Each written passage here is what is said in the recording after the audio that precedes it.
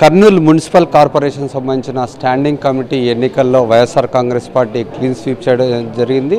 ఏదైతే మెజారిటీ ఉన్నప్పటికీ కూడా టీడీపీ ప్రలోభాలకు పాల్పడడం జరిగింది. కార్పొరేటర్లను ఓటు వేయకుండా అడ్డుకునే ప్రయత్నం అయితే చేశారు. వాళ్ళని కొనుగోలు చేసే ప్రయత్నం కూడా టీడీపీ చేసినప్పటికీ కూడా వైఎస్ఆర్ కాంగ్రెస్ పార్టీ కౌన్సిలర్లంతా చాలా స్ట్రాంగ్గా ఓటు వైఎస్ఆర్ కాంగ్రెస్ పార్టీకి గెలిచి స్టాండింగ్ కమిటీ మెంబర్లను గెలిపించడం జరిగింది. దీనిపై మాట్లాడేందుకు నగర మేయర్తో పాటు యొక్క సీనియర్ వైఎస్ఆర్సీపీ నాయకులు కౌన్సిలర్లు ఉన్నారు. వారితో మాట్లాడదాం. ఎట్లా అనిపిస్తుంది అంటారు? అంటే మనం చూస్తున్న మొదటి నుండి టీడీపీ అధికారంలోకి వచ్చిన తర్వాత ఈ యొక్క కౌన్సిలర్లని టీడీపీలో చేర్చుకోవడానికి ప్రయత్నాలు చేయడం కానీ, ఈ యొక్క స్టాండింగ్ కమిటీకి సంబంధించిన మెంబర్ల ఎన్నికల్లో కూడా ప్రలోభాలకు పాల్పడడం కానీ సంఘటనలు చూసాం. అయినప్పటికీ YSR Congress party clean sweep చేయడం ఎట్లా చూడొచ్చండి? ముందు నుంచి కూడా పార్టీ పరంగా పటిష్టంగా ఉండము, అధిక సంఖ్యలో ఉండము.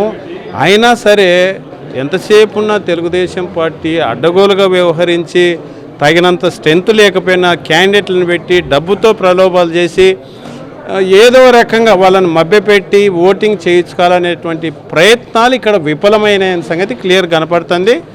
మరొకసారి మా గెలిచిన 5 మంది స్టాండింగ్ కమిటీ సభ్యులకు, మా డిప్యూటీ మేయర్లకు, కార్పొరేటర్లకు, మా పార్టీ సీనియర్ నాయకులకు అందరికీ ప్రత్యేక ధన్యవాదాలు తెలియజేస్తూ, కర్నూలులో వైఎస్ఆర్సీ పార్టీ చెక్కు చెదరలేదు. ఖచ్చితంగా మొన్న ఏదో రకరకాల ప్రలోభాలతో పోయిండొచ్చాము, కానీ ఇప్పటికైనా సరే తెలుగుదేశం వాళ్ళు ఇట్లాంటి జిమ్మికులు కట్టిపెట్టాలి. ఎందుకంటే ఓటర్లకు, సామాన్యమైన ఓటర్కు ప్రలోభాలు పెట్టినట్టు కార్పొరేటర్లకు కూడా అదిగో డబ్బులు ఇదిగో డబ్బులు, వాళ్ళు వస్తున్నారు వీళ్ళు వస్తున్నారు, మైండ్ గేమ్ 3-4 రోజులు బట్టి ఒకటే మైండ్ గేమ్ ఆడుతున్నారు వాళ్ళు. అయినా వాళ్ళ ప్రయత్నాలన్నీ విఫలం చేస్తూ మా కార్పొరేటర్లందరూ వెన్నుదన్నుగా పార్టీకి నిలబడినారు.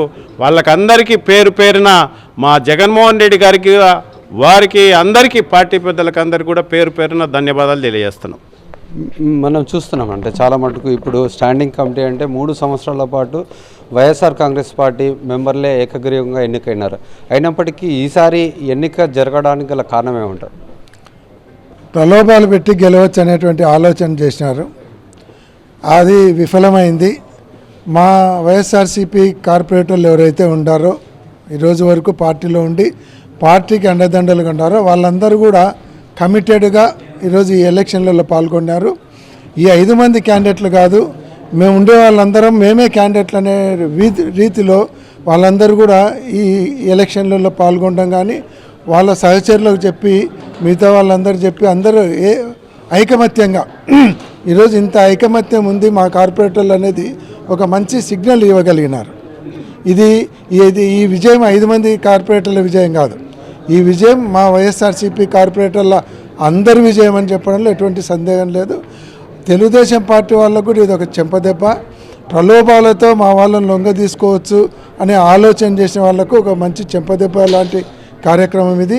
ఇదే కాకుండా అధికారంలోకి వచ్చినాక అధికారాన్ని ఆశ చూపించి కావచ్చు, డబ్బులు ఇచ్చి కావచ్చు, ఏదైనా పనులు చేస్తామని చెప్పి కొంతమందిని మా పార్టీ వాళ్ళని లాక్కున్నారు అనైతికంగా. అటువంటి వాళ్ళకు కూడా ఈరోజు ఈ ఎలక్షన్లు మంచి గుణపాఠం జరిగినాయి. ఇప్పుడే కాదు, ఇప్పుడు ఇది జస్ట్ స్టార్టింగ్.